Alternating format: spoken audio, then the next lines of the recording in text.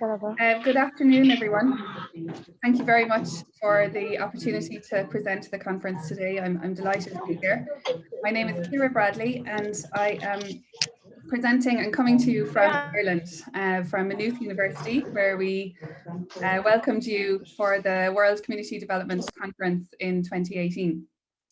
And I'm presenting today on behalf of two of my colleagues as well, Hilary Tierney and Jamie Gorman, on a project that we have been working on together for the past year, and it's a 3-year project. And our presentation today is a journey, not a destination, and it focuses on the emerging professional narratives of community workers. We teach in a university in Maynooth in Ireland, and we teach on a professional program in community and youth work. And the focus of this project is to explore the process of professional formation for students in the program that we teach on. We are interested in what are the key learning moments and how students take up their professional identity as they progress through their study, and how they express it. What does this professional identity look like for student practitioners of community work? So professional formation for community work practitioners is an area that is contested. There's a lot of critique of the concept of professionalization in the field of community work. Sociological interpretations of professionalism present it as something that's primarily about practitioner self-promotion, with the benefit of professionalization being for the practitioner rather than the community. And in a radical practice where we are aiming towards social change, there is a critique with the idea that we would move towards this kind of elitist knowledge and the concept of having specialist knowledge, which seems to be an antithesis to the aims of community development practice, which is about co-production and participation and empowerment. So the literature highlights a number of kind of areas of discomfort, I suppose, with the concept of professionalization, highlighting that it potentially is an educational journey that can become individualized, it's often costly, and that it moves away from the notion of education for collective kind of journey towards praxis of community concerns and community issues. There's also a concern that outside community workers who with professional qualifications might be valued more over community members who are working for social change at a local level. And also a critique that community development can lead, the professionalization in a way that's approved by the state can lead to kind of harmonious practice measured through recognized standards and qualifications, and confirmed by vertical academic professional pathways, and that this potentially negates radicalism that is really required for social change that we aim for. And I suppose I propose a different vision for the community work profession, and this is the one which we work colleagues across our departments in Maynooth. And it's about a recognition and a value, a recognition of a distinct practice, that community work is different to other work in communities, and it's different to other work in the social professions, grounded in human rights practice, in dignity, in collective analysis and collective action through participation, and creating the conditions for empowerment. And we, I suppose, pose that the professionalization of community work will bring value to this distinct practice, this distinct way of working. Professionalisation in Ireland has most recently has been bolstered by the publication of Towards Standards, a document in 2008, and the current standards for quality community work in 2016. And recent funding has come from the state for the All Ireland endorsement body for community work, looking at the different programmes across Ireland. And also we have seen in recent months the first large-scale investment in community work by the state in 10 years. So professionalisation is progressing in Ireland, and I suppose today I want to explore what that looks like from a student perspective, what the value is for students, how do students express this professional identity, and is there a way for us to straddle a radical practice that also has a pragmatic focus in terms of working with different stakeholders, being able to work in and alongside communities that are experiencing inequalities, for radical social change, for equality, and in a way that can communicate like our vision for the professional community work practitioner.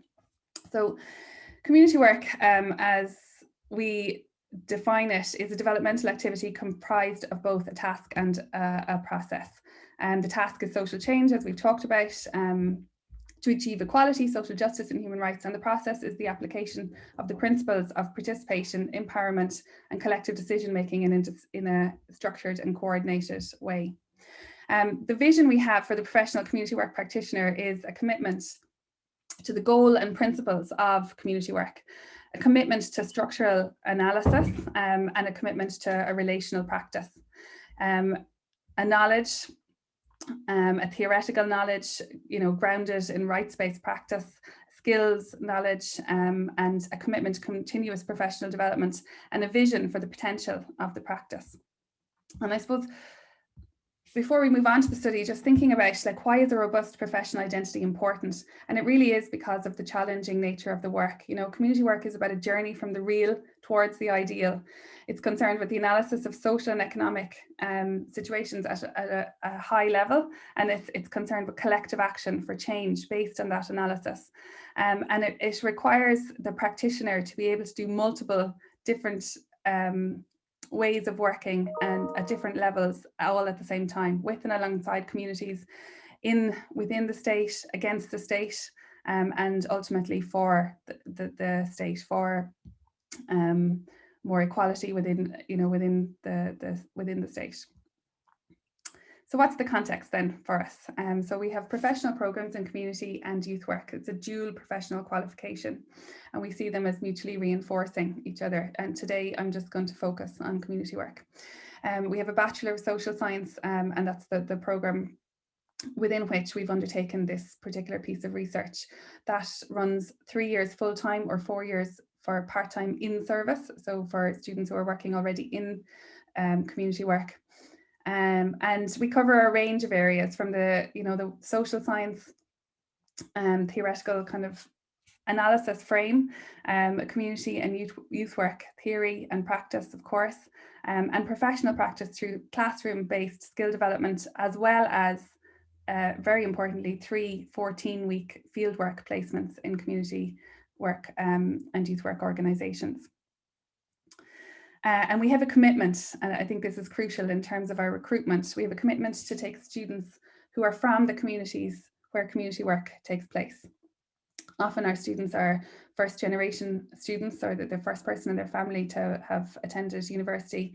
And our initial professional education utilises Freirean methodologies, taking the principle that education is never neutral, that education methodologies and education content either maintains the submersion of the consciousness or strives for critical consciousness and is a critical intervention in reality. So using a Freirean approach, we use a group work kind of methodology for learning, and we try to create the conditions for conscientization, where learners aim to grapple with kind of a structural lens on inequalities, as well as learning pedagogical methodologies for practice, and being grounded in an understanding, as Margaret Ledwith talks about, of community work being a relational practice.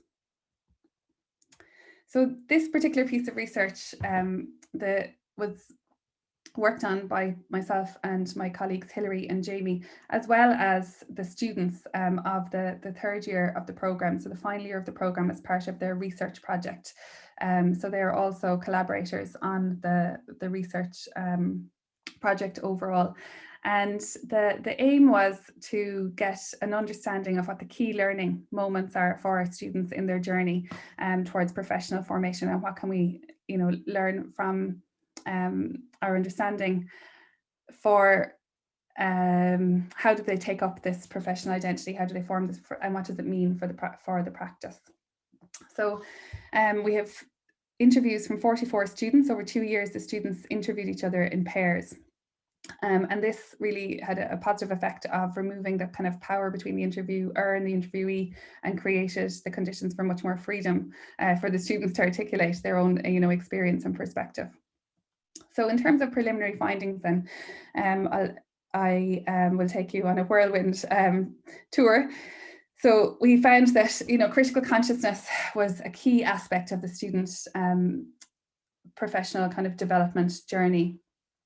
They came in, it was very much a continuous kind of, and they conceptualized it as a continuous professional kind of journey, that they came in with a fire in their belly, with indignation about particular social issues, but perhaps without a full analysis maybe of why these issues are issues in their communities, and for society. And that one of the key things across the programme was the development of a critical consciousness.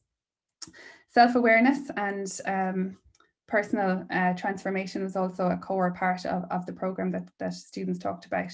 They really expressed a commitment to value-led practice throughout, confidence in their skill development, grounded in their fieldwork practice, and as I said, a commitment to continuous professional development. We have some quotations from some of the students, which I think reveals some of their perspectives on these core aspects for them of how they journeyed through the programme and began to take up this professional identity. And I won't read these out in the interest of time and my fellow presenters, but you can maybe see some glimpses of the insights into an understanding of the world that came with the learning throughout the programme for the students. They talked about, getting real insights into structural inequality and some of the reasons behind that, but also you have just 12 minutes. Maybe we can add you 2 minutes. Okay, thank you. I will finish up now. Thank you. The students expressed a commitment to the values coming in, but a development of their values and in their practice through the programme.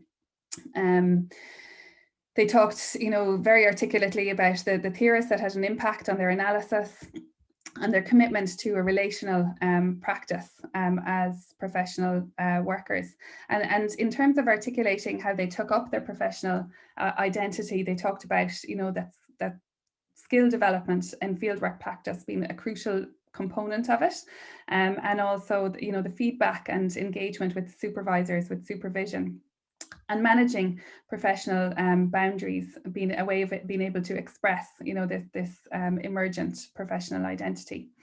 And we can see, the components there of that framed the development of the professional identity and the expression of the professional identity for the students, which was very much, viewed as a continuous journey that they would also continue after, that this was not a destination, that they would continue to evolve and develop into, a continuous development of their professional practice. And that they really saw the programme as an integrated, and their practice as an integrated programme. So interestingly, in terms of the critique of professionalism overall, we found through the expression, how the students expressed their professional identity, that actually they were very much embedded in critical analysis and in a radical practice. That the fear highlighted in the literature of a harmonious practice coming out of this type of professional accredited education was not realised in the students' engagement with the programmes or in their practice afterwards. They really expressed that they were joining a community of practice, and rather than elitism and specialist knowledge, they expressed a praxis for working with the communities that they were committed to. Okay. So I'll end there. Thank you very much for the extra time, and